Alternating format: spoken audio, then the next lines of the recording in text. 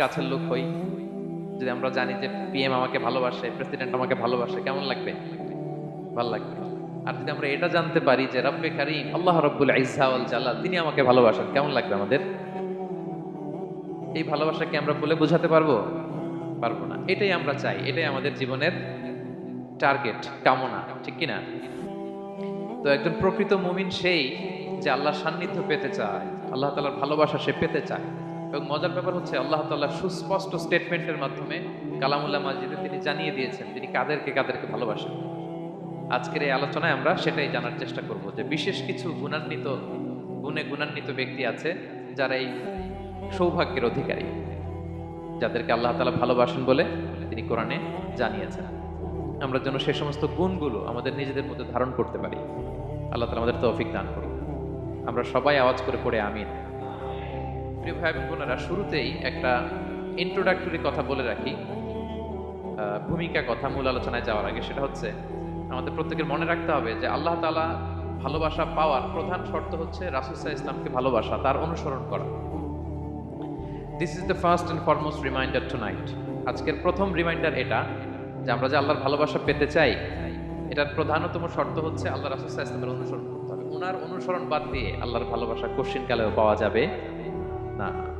যে আয়াত দিয়ে সূরা আলে ইমরানের 31 নম্বর আয়াত দিয়ে আমি আমার আলোচনা শুরু করেছিলাম, এই আয়াতে আল্লাহ তাআলা খুব স্পষ্ট করে বলছেন, কুল ইন কুনতুম তুহিব্বুনাল্লাহা ফাত্তাবিউনি ইউহিব্বুকুমুল্লাহ। হে নবী, আপনি বলে দিন যে ওহে আমার উম্মতেরা, যদি তোমরা আল্লাহকে ভালোবাসতে চাও তাহলে ফাত্তাবিউনি, আমি নবীর অনুসরণ করো, তাহলে ইউহিব্বুকুমুল্লাহ, আল্লাহ তাআলা স্বয়ং তোমাদেরকে ভালোবাসতে শুরু করে দিবেন। বিশ্বনবীর ভালোবাসা ছাড়া, বিশ্বনবীকে অনুসরণ করা ছাড়া আল্লাহর ভালোবাসা কোশ্চিনকালেও পাওয়া যাবে।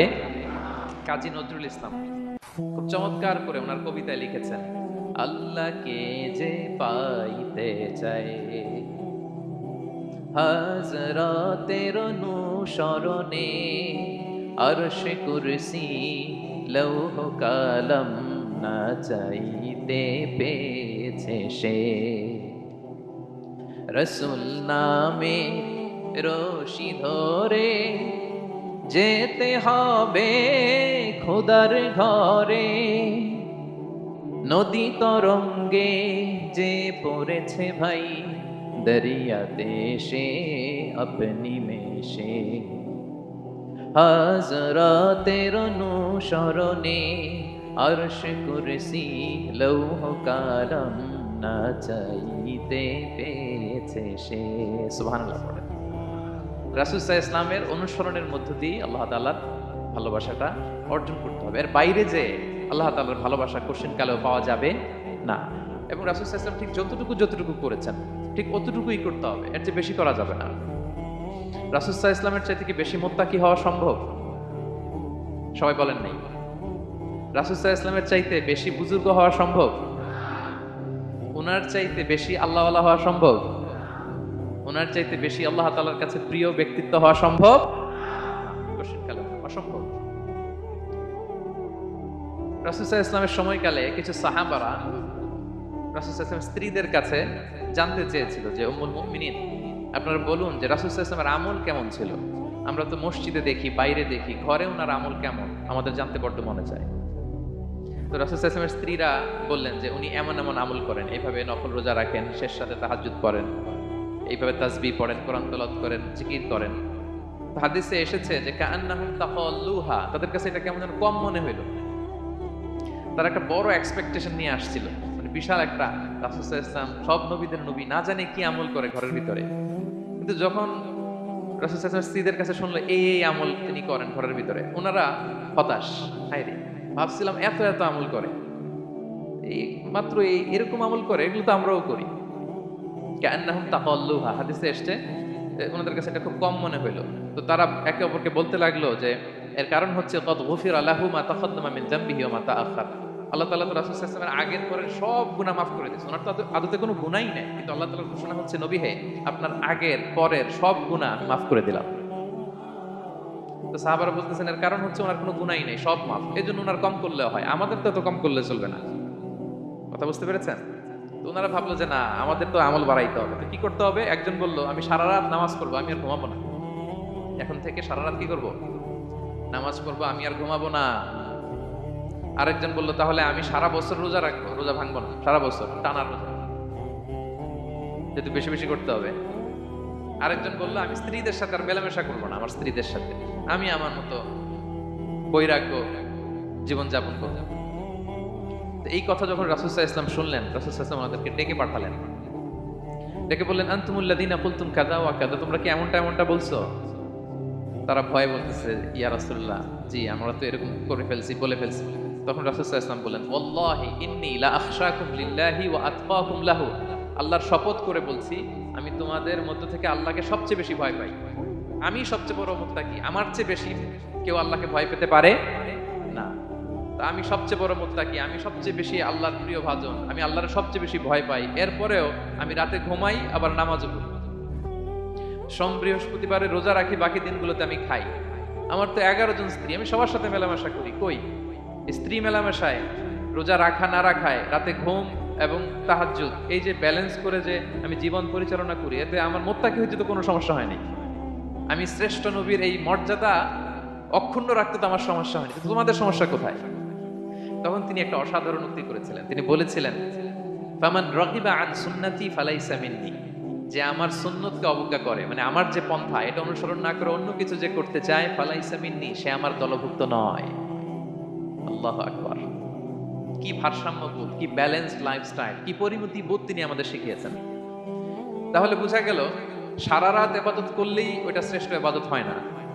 রাসূল সাল্লাল্লাহু আলাইহি ওয়াসাল্লাম ঘুমাতেন, আবার ইবাদত করতেন, স্ত্রীদের সাথে মিলতেন, সামাজিক কাজ করতেন, মাঝে মাঝে নফল রোজা রাখতেন, মাঝে মাঝে অনেকদিন রাখতেন না। This is balance, this is Islam. এবং এর চেয়ে শ্রেষ্ঠ ইসলাম আর হতে পারে না। তার মানে বোঝা গেল রাসূল সাল্লাল্লাহু আলাইহি ওয়াসাল্লামের চাইতে যদি এক কাঠি বেশি বোঝেন আপনি, এটা ইসলাম হবে? এটা হবে বাড়াবাড়ি, ঠিক কি না? রাসূল সাল্লাল্লাহু আলাইহি ওয়াসাল্লাম যেমনটি করেছেন ঠিক তেমনটি করার নাম ইসলাম। এবং এভাবেই আল্লাহ তাআলার ভালোবাসা পাওয়া সম্ভব, এছাড়া পাওয়া সম্ভব। তাহলে মূল আলোচনায় যাওয়ার আগে এটা হচ্ছে ইন্ট্রোডাক্টরি পয়েন্ট 1, যে আল্লাহ তাআলার ভালোবাসা পাওয়ার 1 নম্বর শর্ত হচ্ছে রাসূল সাল্লাল্লাহু আলাইহি ওয়াসাল্লামের অনুসরণ। তার চেয়ে যদি বেশি ইবাদত করেন ওইটা ইসলাম নয়। তার চেয়ে বেশি বুজুর্গি দেখাইতে গেলে ওইটা বুজুর্গি নয়। তিনি যেমন যেমন করেছেন ঠিক তেমন তেমন করার নামই ইসলাম, এবং সেটার মাধ্যমে আল্লাহ তাআলার ভালোবাসা পাওয়া সম্ভব। এই পয়েন্টটা বুঝছেন না সবাই? আচ্ছা, ইন্ট্রোডাক্টরি পয়েন্টের 2 নাম্বার কথা হচ্ছে, আমরা কি করে বুঝবো যে আল্লাহ তাআলা আমাদের ভালোবাসেন? কিভাবে বুঝবো যে তিনি আমাদেরকে পছন্দ করেন, ভালোবাসেন? এটা বোঝার কিছু সিস্টেম আছে। 1 নম্বর সিস্টেম হচ্ছে, আপনি জাস্ট দেখুন যে আপনি নিজেকে কোন কাজে ব্যস্ত রেখেছেন।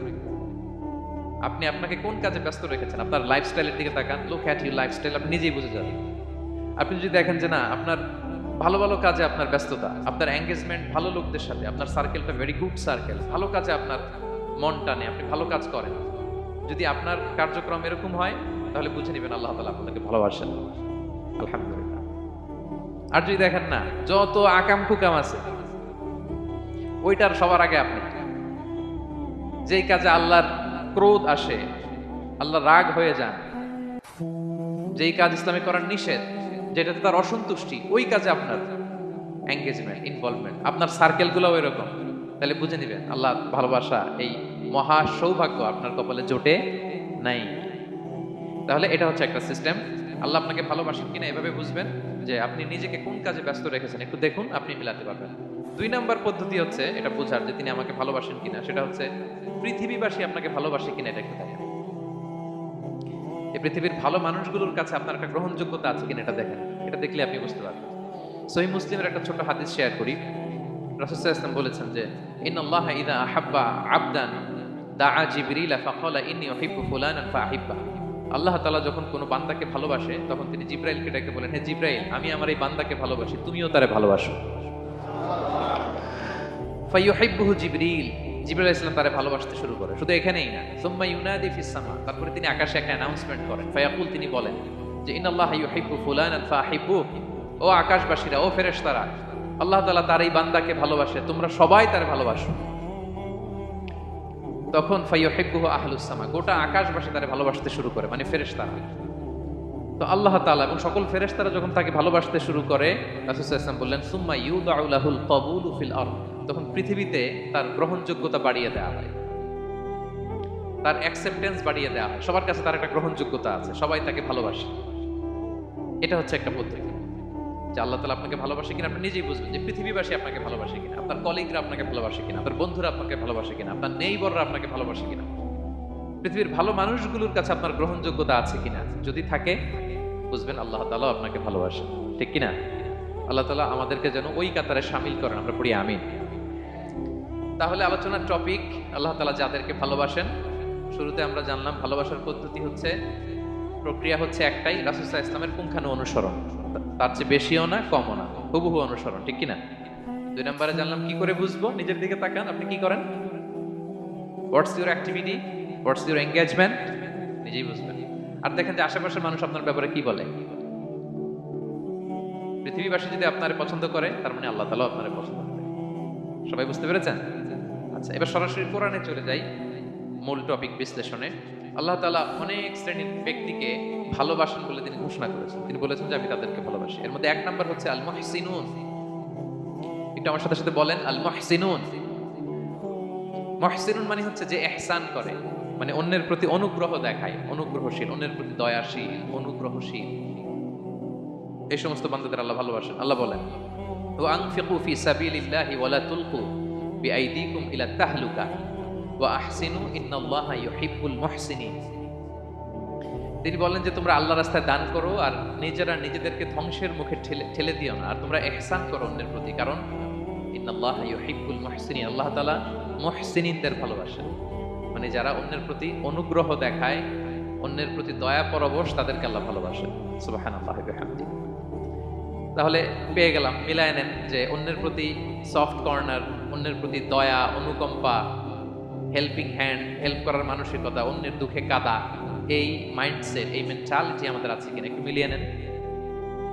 না থাকলে রিমাইন্ডার হিসেবে নেন যে আমরাও যেন মুহসিনুনদের কাতারে শামিল হতে পারি। ইহসান এটা অনেক বড় তাবাকার একটা আমল। ইবাদতেও ইহসান লাগবে, ইবাদতের বাইরে সামাজিক কর্মকাণ্ড, রাষ্ট্রীয় কর্মকাণ্ড, সব কাজে আল্লাহ তাআলা ইহসানকে আবশ্যক করেছেন। অনুগ্রহ, অন্যদের প্রতি অনুগ্রহশীল হওয়া। ইবাদতে ইহসানটা কেমন?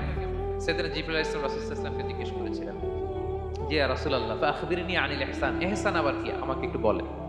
তো ইবাদতে ইহসানটা কেমন? রাসূল সাল্লাল্লাহু আলাইহি ওয়াসাল্লাম বললেন যে ইহসান হচ্ছে আন তা'বুদাল্লাহা কাআন্নাকা তারাহু ফাইন লাম তাকুন তারাহু ফাইন্নাহু ইয়ারাক। তুমি এমন ভাবে ইবাদত করবে, তুমি ভাববে যে তুমি আল্লাহকে দেখছো, তুমি আল্লাহকে দেখে দেখে ইবাদত করতেছো, এরকম ভাবো না একটু।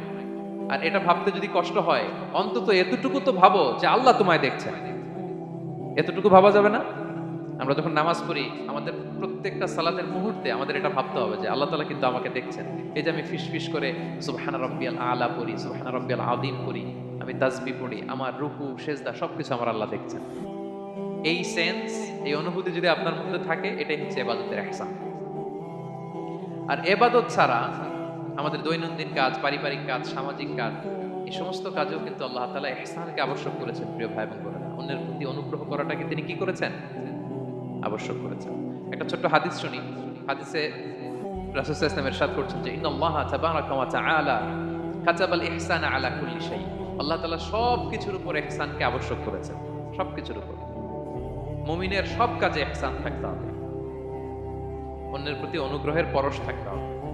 এবার মজার একটা পার্ট আসছে হাদিসে, খেয়াল করে শুনুন। রাসূল সাল্লাল্লাহু আলাইহি ওয়াসাল্লাম বলেন ফাইদা কাতালতুম ফাআহসিনুল কিতলা।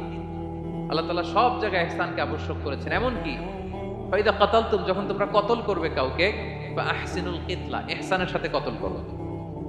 সুবহানাল্লাহ বললেন না? প্রসঙ্গটা কি? হত্যা। প্রসঙ্গটা রাষ্ট্রীয় কাজে, হয়তো ডেথ পেনাল্টি, তার মৃত্যুদণ্ড দিতে হবে। রাসূল সাল্লাল্লাহু আলাইহি ওয়াসাল্লাম বলেন ফাইদা কাতালতুম ফাআহসিনুল কিতলা, মৃত্যুদণ্ড দিবা কিন্তু ইহসানের সাথে দিও। আপনি চাইলেই তার কান কেটে ফেলতে পারবেন না, তাকে শ্বাসরুদ্ধ করতে পারবেন না, পেট্রোল দিয়ে তার দেহ জ্বালিয়ে দিতে পারবেন না, চাইলেই এই দেহটারে আপনি নষ্ট করতে পারবেন না। রাষ্ট্রীয় কাজে বিচারে সাব্যস্ত হয়েছে, তার এখন ডেথ পেনাল্টি, মৃত্যুদণ্ড কার্যকর করবেন, ঠিক আছে, কিন্তু সেখানে ইহসানের সাথে। ফাইদা কাতালতুম ফাআহসিনুল কিতলা, মৃত্যুদণ্ড কার্যকর করার সময় ইহসানের সাথে করো। ওয়া ইদা যাবাহতুম ফাআহসিনুয যাবাহা, জবাই করার সময় ইহসান করো। সুবহানাল্লাহ।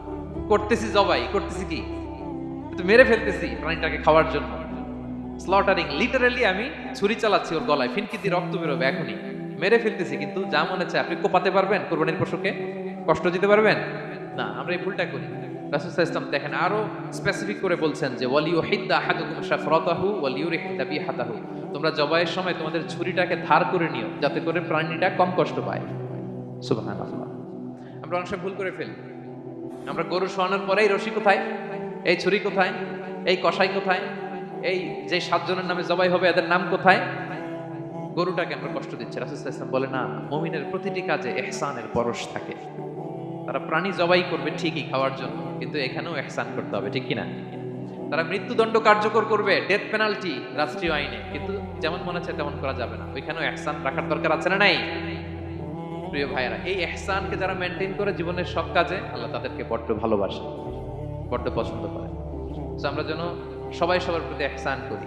স্বামী স্ত্রীর প্রতি ইহসান করুন, স্ত্রী স্বামীর প্রতি ইহসান করুন, বাবা সন্তানের প্রতি, সন্তান বাবার প্রতি, পরিবারের সকল সদস্যদের প্রতি ইহসান করুন, কর্মচারীদের প্রতি ইহসান করুন, সহকর্মীদের প্রতি ইহসান করুন। মুমিন জীবনের প্রতিটি কাজে ইহসানের পরশ থাকবে, কারণ ইন্নাল্লাহা ইউহিব্বুল মুহসিনিন। আল্লাহ তাআলা মুহসিনদের, যারা অন্যদের প্রতি অনুগ্রহ দেখায়, তাদেরকে বড্ড ভালোবাসে। এই পয়েন্টটা কি বুঝতে পেরেছেন সবাই? ক্লিয়ার? 2 নম্বরে চলে যায়, আর কাদেরকে আল্লাহ ভালোবাসেন? 2 নম্বরে হচ্ছে আত-তাওয়াবুন, যারা ভুল করেই তওবা করে সাথে সাথে, আল্লাহ তাদেরকে বড্ড ভালোবাসেন। সুবহানাল্লাহ। আল্লাহ তাআলা বলছেন ইন্নাল্লাহা ইউহিব্বুত তাওয়াবিন ওয়া ইউহিব্বুল মুতাতাহহিরিন। আল্লাহ তওবাকারীদেরকে যেমনি ভালোবাসেন, পবিত্রতা অর্জনকারীদেরও ভালোবাসেন। ওটা আমি পরে আসতেছি, এখন তওবাতেই থাকি।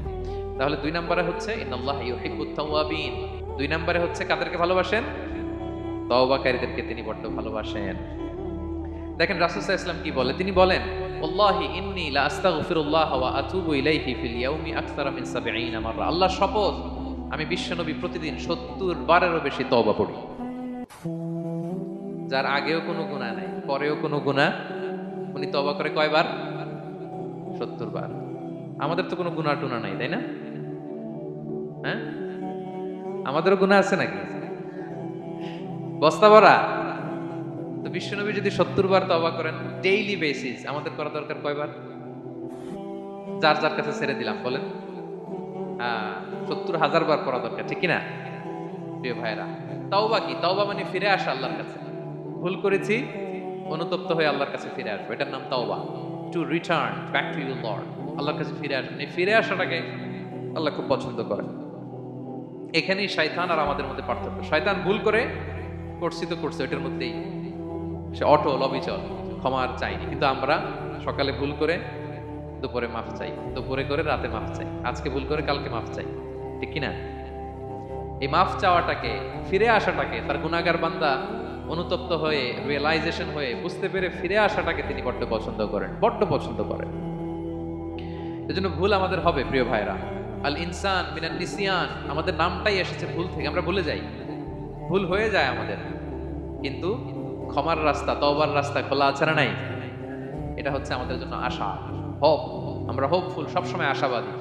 যত ভুল হোক, যত ভুল আপনি করেন, এটা খেয়াল রাখবেন, ভুল আপনি যতই করেন না কেন, তার রহমতের দরিয়া তার চাইতেও বড়, তার ক্ষমার মহাসাগর তার চাইতেও বিস্তৃত, যত ভুল আপনি করেন না কেন। এজন্য আল্লাহ তাআলা বলেন ইয়া আইয়ুহাল্লাযীনা আমানু তুবু ইলাল্লাহি তাওবাতান নাসুহা, ওহে বিশ্বাসীরা একনিষ্ঠভাবে তওবা করো, ফিরে আসো আমার দিকে। ফাফিররু ইলাল্লাহ 24/7। পৃথিবীর কোনো দরজা 24 ঘন্টা খোলা থাকে না। রাত 3টার দিকে যদি আপনি উঠে জায়নামাজটা বিছিয়ে যে ভুলটা করছেন ওটা স্মরণ করে চোখের পানি ছেড়ে মাফ চান, ক্ষমা করবেন না তিনি? হ্যাঁ, ক্ষমা দেওয়ার জন্য তিনি বসে আছেন। এজন্য ভুল হইলে আমরা পড়বো আস্তাগফিরুল্লাহ। কি বলবো? পড়েন আস্তাগফিরুল্লাহ রাব্বি মিন কুল্লি যামবি ওয়া আতুবু ইলাইহি। পড়েন আস্তাগফিরুল্লাহাল্লাযী লা ইলাহা ইল্লা হুয়াল হাইয়ুল কাইয়্যুম ওয়া আতুবু ইলাইহি। এটা পড়ে আল্লাহর কাছে ফিরে আসবেন, অনুতপ্ত হবেন। আল্লাহ ভুল করে ফেলেছে, আল্লাহ তুমি ক্ষমা করো, আল্লাহ তুমি ক্ষমা করো, আল্লাহ আমরা ভুল করে ফেলেছি। ভুল সবাই করে, কে না করে? হ্যাঁ, কুল্লু ইবনে আদম খাত্তা। বিষ্ণু বলেন তোমরা সবাই ভুলকারী, কিন্তু ওয়া খায়রুল খাত্তাইনা আত-তাওয়াবুন, এই ভুলকারীদের মধ্যে শ্রেষ্ঠ যে ভুল করেই তওবা করে। তওবা করতে রাজি আছেন তো? সবাই রাজি আছেন? আমার প্রিয় ভাইয়েরা, এই তওবার দৃশ্যটা দেখতে আল্লাহ বড্ড পছন্দ করে। বান্দা যখন ভুল বুঝতে পারে, মাথাটা নিচু করে চোখের পানি ছেড়ে বান্দা যখন কাঁদতে শুরু করে, এই দৃশ্যটা দেখলে আল্লাহ সহ্য করতে পারে না। আল্লাহর রহমতের দরিয়ায় জোশ খেলে যায়, বান্দা যা চায় আল্লাহ তাই দিয়ে দেয়। তখন চোখের পানির এত বড় পাওয়ার, এজন্য আমরা ভুল করে যেন অটল না থাকি, আল্লাহর কাছে যেন ক্ষমা চাই, আমরা যেন ফিরে আসি তার দরবারে। তার দরবার সবসময় খোলা। এবং তিনি এই তওবার বা ফিরে আসার দৃশ্যটা দেখতে কত পছন্দ করেন শোনেন। রাসূল সাল্লাল্লাহু আলাইহি ওয়াসাল্লাম বলেন, ওয়াল্লাযী নাফসি বিয়াদিহি, তার শপথ যার হাতে আমার আত্মা, লাউলাম তুযনিবু, তোমরা যদি ভুল না করতে, লা যাহাবাল্লাহু বিকুম, আল্লাহ তোমাদেরকে ধ্বংস করে দিতেন। ওয়ালা জাআ বিকওমিন, আল্লাহ এমন এক জাতি তৈরি করতেন, ইউযনিবুন, ওরা খালি ভুল করত, ফায়াস্তাগফিরুন, আর ক্ষমা চাইতো, ফায়াগফিরুল্লাহু লাহুম, আর আল্লাহ তাদের ক্ষমা করতেন। তোমরা যদি ভুল না করতে, এই বনি আদম, তোমরা যদি ভুল না করতে, তোমাদেরকে আল্লাহ তাআলা ধ্বংস করে এমন একটা গোষ্ঠী বানাইতেন যারা খালি ভুল করতো আর মাফ চাইতো, ভুল করতো আর মাফ চাইতো, আর আল্লাহ মাফ করে দিত। সুবহানাল্লাহ বললেন না? গাফিরিদ যামবি ওয়া কাবিলিত তাওব, তিনি পাপ মোচন করার জন্যই তো তিনি আমার রব, তওবা কবুল করার জন্যই তো তিনি আল্লাহ সুবহানাহু ওয়া তাআলা, তিনি রব্বে কারীম, তার দয়ার কোনো শেষ নাই, তার মায়ার কোনো শেষ নাই। আমরা যখন তওবা করি, অনুতপ্ত হই, চোখের পানি ছেড়ে যখন কাঁদি, আল্লাহ যে কত খুশি হয় এটার একটা উপমা হাদিসে এসেছে, সহিহ মুসলিমের হাদিস। রাসূল সাল্লাল্লাহু আলাইহি ওয়াসাল্লাম বলেন, লাল্লাহু আশাদ্দু ফারাহান বিতাওবাতি আবদিহি হিনা ইয়াতুবু ইলাইহি, কেউ যখন তওবা করে আল্লাহ কত খুশি হয় জানো? শোনো, ওই ব্যক্তির চাইতে আল্লাহ বেশি খুশি হয়ে যায় যে ব্যক্তি মরুভূমিতে সফরে বেরিয়েছে, সাথে তার বাহন বা উট, ওই উটের মধ্যেই তার পানি বা খাবার, হঠাৎ করে উটটা হারায় গেছে। শুনতেছেন? মরুভূমিতে উট নিয়ে বের হয়েছিল সফরে, উটের মধ্যে তার পানি, তার খাবার, তার বেঁচে থাকার সমস্ত মাধ্যম, কিন্তু হঠাৎ করে উট কি হয়ে গেছে? হারায় গেছে। উট খুঁজে আর পায় না, দৌড়াতে দৌড়াতে হয়রান, কত দৌড়াবে, ধুধু মরু প্রান্তর, কয়েক ঘন্টা দৌড়ালেই তো সে তৃষ্ণার্ত হয়ে মারা যাবে। দৌড়াতে দৌড়াতে হাঁপাতে হাঁপাতে শেষ, জীবনের আশাও শেষ, যে উট যেহেতু পাই নাই, আজকে সারাদিন দৌড়ালে তো তৃষ্ণা আমি মারাই যাবো রাতে। তো জীবনের আশা ভরসা শেষ করে হাঁটতে হাঁটতে হাঁপাতে হাঁপাতে হঠাৎ একটা গাছের সন্ধান পেল। ওই গাছের নিচে যে এত ক্লান্ত, তৃষ্ণার্ত, হাঁপাতে হাঁপাতে ঘুমায় গেছে, হতাশ, আমার বাঁচার আর কোনো মাধ্যম নাই, আমার উঠ হারাই গেছে, ওইখানে পানি, ওইখানে খাবো। ক্লান্ত শ্রান্ত হয়ে তৃষ্ণার চোটে ঘুম চলে আসছে। হঠাৎ ঘুম থেকে জেগে ওঠে, উটটা পাশেই দাঁড়ায় আছে।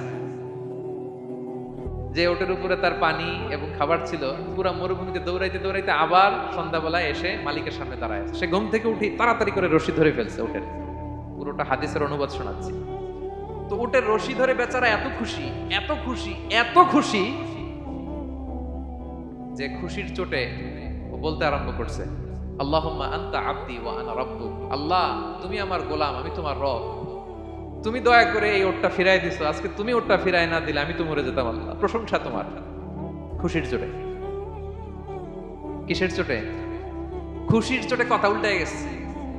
সে এত খুশি, সে আনন্দে এত উদ্বেলিত, এত খুশি, সে বলতেছে আল্লাহ, আল্লাহুম্মা আনতা আবদি, আল্লাহ তুমি আমার গোলাম। খুশিতে আল্লাহুম্মা আনতা আবদি, আল্লাহ তুমি আমার গোলাম, ওয়া আনা রাব্বুক, আমি তোমার রব, তোমার দরবারে লাখো কোটি শুকরিয়া। আল্লাহ কেঁদে কেঁদে বলতেছে। তা আল্লাহ বলে, ওইরকম একটা পরিস্থিতিতে যে তার জীবনের আশা ছেড়েই দিয়েছিল, হঠাৎ করে উট ফিরে পাওয়ার পরে খুশির চোটে সে যখন আমি আল্লাহরে ওর গোলাম বানায় আর ওরে আমার রব বানায়, ওই লোকটা ওই মুহূর্তে ঠিক যত খুশি, আমার কোনো বান্দা তওবা করে যখন আমার কাছে ফিরে আসে, আমি আল্লাহ ওই বান্দার উপর তার চাইতে বেশি খুশি হয়ে যাই। আল্লাহু আশাদ্দু ফারাহা। ওই ব্যক্তি কত খুশি হইলে আল্লাহর গোলাম বানায়, কত খুশি হইলে সে সেন্স হারায় ফেলে যে আল্লাহ তুমি আমার গোলাম, আমি তোমার রব। কখন বলে? খুশিতে সে মাতোয়ারা। আল্লাহ বলে, ওই মাতোয়ারা ব্যক্তি ওই মুহূর্তে যত খুশি, আমার কোনো বান্দা ভুল করে বোঝার পরে যখন চোখের পানি ছেড়ে আমার কাছে তওবা করে, আমি আল্লাহ তার চাইতে বেশি খুশি হয়ে যা। তওবা করবেন তো? করবেন? করবেন? ইন্নাল্লাহা ইউহিব্বুত তাওয়াবিন, আল্লাহ তাআলা তওবাকারীদের বড় ভালোবাসেন। আমার ভাইরা, ভুল হলেই যেন আমরা তওবা করি। কয়টা জানলেন? প্রথমটা কি ছিল? ছিল কি করে? ভুলে গেছি। ইহসান করে, মুহসিনুন, যারা অন্যদের প্রতি অনুগ্রহ প্রদর্শন করে। আচ্ছা, 2 নাম্বার কি ছিল? তাওবা, মানে আত-তাওয়াবুন, যারা ভুল হলেই কি করে? তাওবা। 3 নাম্বার হচ্ছে আল মুতাতাহহিরুন, যারা পবিত্রতা অর্জন করে, সবসময় পাক পবিত্র থাকে, নিট এন্ড ক্লিন থাকে। এই ক্লিনলিনেসকে আল্লাহ পছন্দ করেন। সুবহানাল্লাহ, কি সুন্দর আমাদের ধর্ম, কত চমৎকার আমাদের ইসলাম। রদিতু বিল্লাহি রাব্বা ওয়া বিল ইসলামি দীনা। মুশরিকরা হাসতো, হায় রে কেমন নবী তোমাদের, কিভাবে টয়লেটে যাইতে হয় এটাও শিখায়। সাহাবারা বলতেন হ্যাঁ, আমাদের নবী ধরে ধরে আমাদের শিখায় যে টয়লেটে ঢুকতে বাম পা, বেরোতে ডান পা, ঢোকার আগে দোয়া, ওয়ালা তাস্তাকবিলুল কিবলা, কিবলামুখী হওয়া যাবে না, ঢিলা ইউজ করলে 3টা ইউজ করো, বেজর করো, প্রতিটা জিনিস কি করে ওযু করতে হয়, কি করে তায়াম্মুম করতে হয়, কি করে ফরজ গোসল করতে হয়, আমার নবী ধরে ধরে আমাদের শিখিয়েছেন, ঠিক কি না? ধরে ধরে শিখিয়েছেন। কিভাবে ওযু করবেন রাসূল সাল্লাল্লাহু আলাইহি ওয়াসাল্লাম গামলা নিয়ে তিনি দেখিয়েছেন।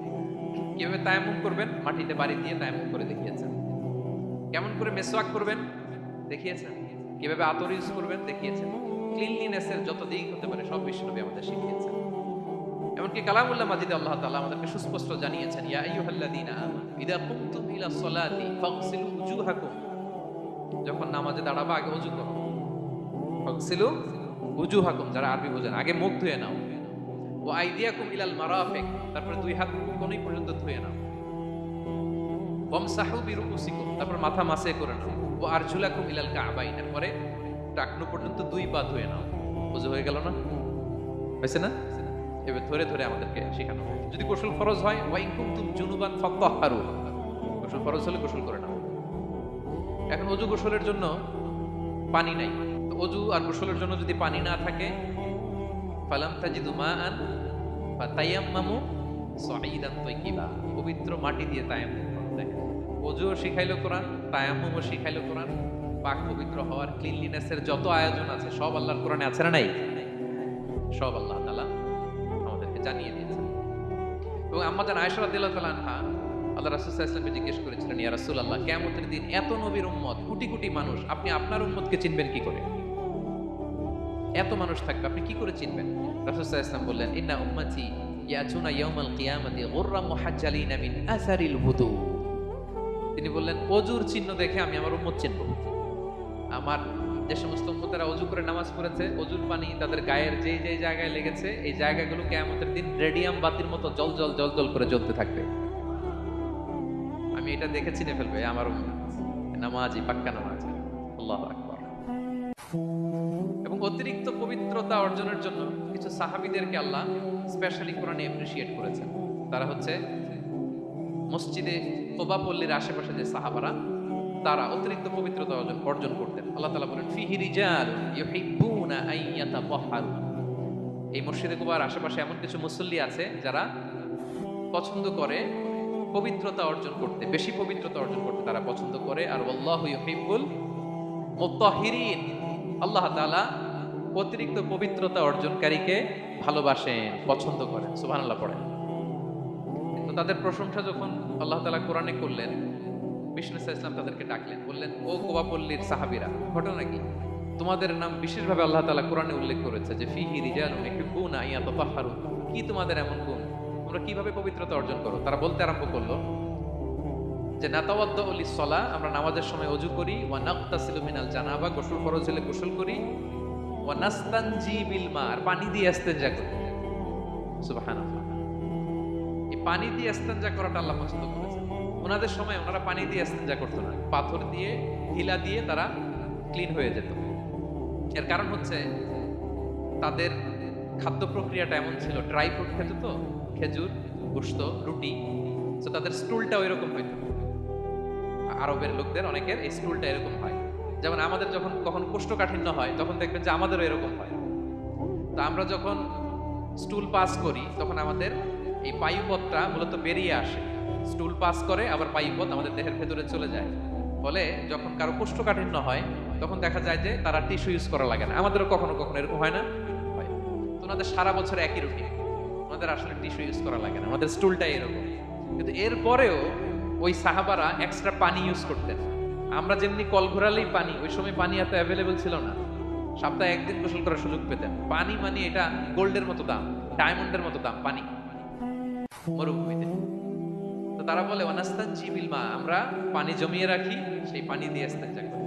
রাসূল সাল্লাল্লাহু আলাইহি ওয়াসাল্লাম বললেন, ক্বালা ফাহুয়া যাক ফাআলাইকুম, তাহলে এটাই সেই কারণ, এটাই সেই কারণ, এজন্যই আল্লাহ তাআলা স্পেশালি কোরআনের ভেতরে তোমাদের নাম তুলে দিয়েছেন। পড়ুন সুবহানাল্লাহ।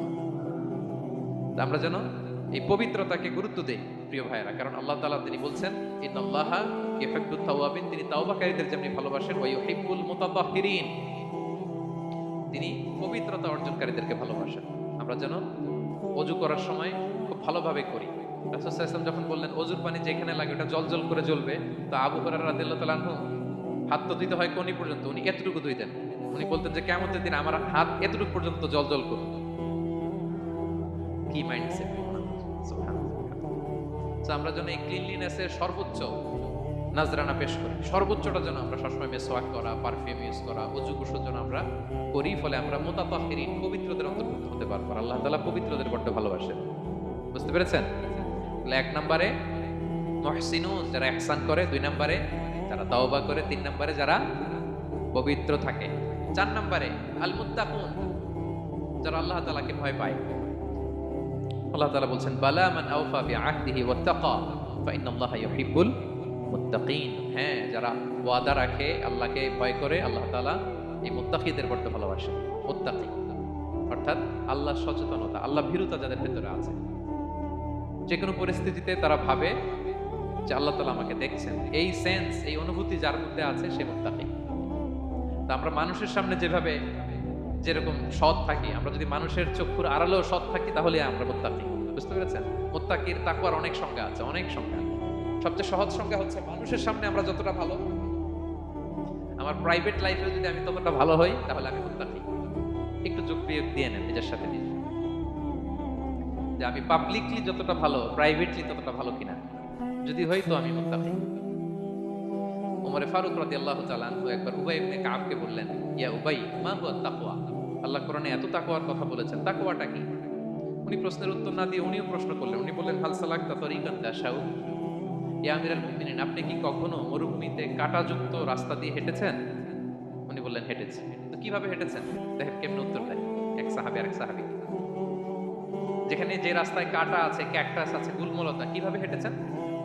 তিনি বললেন ইজতাহাদতু ওয়া তাশাম্মারতু, আমি আমার জুব্বা পাগড়ি খুব আঁটো-সাঁটো করে কাপড়টা উপরের দিকে টেনে এমন সাবধানে হেঁটেছি যাতে ক্যাকটাসের কাঁটা আমার গায়ে না লাগে। এই পথটা পাড়ি দিতে খুব সাবধানে, খুব প্রিকশন নিয়ে, এক্সট্রা কশন নিয়ে আমি পার হয়েছি। উবাই ইবনে কাব বললেন হাদা হুয়া তাকওয়া, এটাই তো তাকওয়া। এই তো বুঝে গেছেন আপনি। আপনি একটু আগে প্রশ্ন করছেন তাকওয়া কি, এটাই তাকওয়া। বলে তাই নাকি? তিনি বললেন হ্যাঁ। তিনি বললেন দুনিয়ার চলতি পথে ডানে বায়ে এরকম অনেক পাপের হাতছানি আপনাকে স্পর্শ করতে চাইবে, ওই যে কাঁটাযুক্ত রাস্তা দিয়ে আপনি যেভাবে সাবধানে, কাঁটা যাতে গায়ে না লাগে, খুবই প্রিকশন নিয়ে হেঁটেছেন, এই দুনিয়ার পুরো জার্নিটা যদি এইভাবে চালাতে পারেন তাইলে আপনি মুত্তাকি। সুবহানাল্লাহ ওয়া বিহামদিহি। আল্লাহ তাআলা বলেন যাদের মধ্যে এই তাকওয়ার সেন্স আছে আমি তাদেরকে ভালোবাসি। তাকওয়া হচ্ছে কেউ না দেখলেও আল্লাহ দেখেন, এই অনুভূতি। সবার চোখ ফাঁকি দেয়া গেলেও একজনের চোখ ফাঁকি দেয়া যায় না, তিনি কে? এই অনুভূতির নাম হচ্ছে তাকওয়া। আল্লাহ বলেন ইন্না আকরামাকুম ইনদাল্লাহি আতকাকুম, তোমাদের মধ্যে সবচাইতে আল্লাহর কাছে সম্মানিত ব্যক্তি যার মধ্যে আল্লাহর ভয় বেশি। নাকি আল্লাহ বলছে তোমাদের মধ্যে যে সবচেয়ে বড় বিলিয়নিয়ার সে আল্লাহর কাছে সম্মানিত। পাটকাবেন না, আটকাইলে একটা কেলোয়ার পেয়ে যাবেন। কেলোয়ারের ব্যবস্থা করে দিবে কে? ব্যবস্থা করে দিবেন। আর এমন জায়গা থেকে তিনি রিজিকের বন্দোবস্ত করবেন আপনি কল্পনাও করেন নাই। সুবহানাল্লাহ ওয়া বিহামদিহি। তাহলে 4 নম্বরে মুত্তাকুন, যারা আল্লাহকে ভয় করে, আল্লাহ তাদেরকে ভালোবাসেন। আমরা যেন মুত্তাকিদের কাতারে শামিল হতে পারি। আল্লাহ তুমি তৌফিক দাও। প্রিয় ভাইরা আমার, 5 নম্বরে হচ্ছে আল মুতাওয়াক্কিলুন, যারা আল্লাহর উপর তাওয়াক্কুল করে। আল্লাহ বলে ফাইদা আযামতা ফাতাওয়াক্কাল আলাল্লাহ ইন্নাল্লাহা ইউহিব্বুল মুতাওয়াক্কিলিন। কোন বিষয়ে যখন দৃঢ় সংকল্প নিয়েছো তো আল্লাহর উপর ভরসা করো, কারণ আল্লাহ ওই সমস্ত লোকদের ভালোবাসা যারা আমার উপর তাওয়াক্কুল করে, মানে ভরসা করে। তাওয়াক্কুল মানে একজনের উপর ভরসা, তিনি কে? আমরা ভরসা কার উপর করব? পৃথিবীর কোন শক্তির উপর, কোন মানুষের উপর, কোন মিডিয়ার উপর, কোন ক্ষমতার উপর? আমাদের ভরসা এক মহান সত্তার প্রতি, তিনি কে? সবসময় আমরা আল্লাহর উপর ভরসা রাখি এবং প্রতিটি মুহূর্তে যেন আমরা আল্লাহর উপর তাওয়াক্কুল করি। রাসূল সাল্লাল্লাহু আলাইহি ওয়াসাল্লাম এটা আমাদের শিখিয়েছেন। এমনকি ঘর থেকে বেরোলেও যেন আমরা আল্লাহর উপর তাওয়াক্কুল করি, বিশ্বনবী শিখিয়েছেন। তিনি ঘর থেকে বেরোলেই পড়তেন বিসমিল্লাহি তাওয়াক্কালতু আলাল্লাহ লা হাওলা ওয়ালা কুওয়াতা ইল্লা বিল্লাহ। পড়েন আপনারা? আল্লাহর উপর, আল্লাহর নামে, আল্লাহর উপর তাওয়াক্কুল করে বেরোলাম, এটা পড়ে বেরোবেন। আর প্রতিদিন লম্বা একটা দোয়া পড়তেন, আল্লাহুম্মা ইন্নী আউযু বিকা আন আযিল্লা ওয়া উযাল্লা, আও আদিল্লা আও উদাল্লা আও আযলিমা আও উযলামা আও আজহালা আও ইউজহালা আলাইহি। চমৎকার তো, চমৎকার তো, এটা পরে তিনি বেরোতেন। তো এই তাওয়াক্কুল যারা করে, আল্লাহর উপর ভরসা রাখে, আল্লাহ তাদেরকে বড্ড পছন্দ করেন। এখন তাওয়াক্কুলটা কি? তাওয়াক্কুল নিয়ে আমাদের সমাজে অনেক মিসআন্ডারস্ট্যান্ডিং আছে। প্রিয় ভাইরা আমার, তাওয়াক্কুল হচ্ছে কর্ম শেষে ফলাফলের জন্য আল্লাহর উপর নির্ভর করা। মনোযোগ দিয়ে শুনুন, আই রিপিট, আমি আবারও বলছি, কর্ম শেষে, আগে কি কর্ম, কর্ম শেষে ফলাফলের জন্য কার উপর নির্ভর করা। এখন আপনি কর্ম বাদ দিয়ে দিলেন, কিছু করলেন না, আর বললেন আল্লাহ ভরসা, যা করে আল্লাহ, আল্লাহ ভরসা, তাওয়াক্কাল তো আল্লাহ হয়েছে। এটা আপনার মন গড়া কথা হয়েছে, এটা তাওয়াক্কুল হয়নি। ইসলামী তাওয়াক্কুল হচ্ছে আপনি আপনার সাধ্যের সবটুকু করবেন, করার পরে ফলাফল কি আসবে, ফলাফল কি আমার হাতে, কার হাতে? এই জন্য আপনি আল্লাহর উপর তাওয়াক্কুল করবেন। কিন্তু কাজ বাদ দেওয়া যাবে না। অনেকে নিজেদের অপারগতা, দুর্বলতা, কর্মহীনতা আর অলসতাকে তাওয়াক্কুল বানায় ফেলছে। কাজ করতে মনে চায় না, অলসতা, তাওয়াক্কুল করলাম। বলেন তো এটা তাওয়াক্কুল হয়েছে? না। এই অপারগতা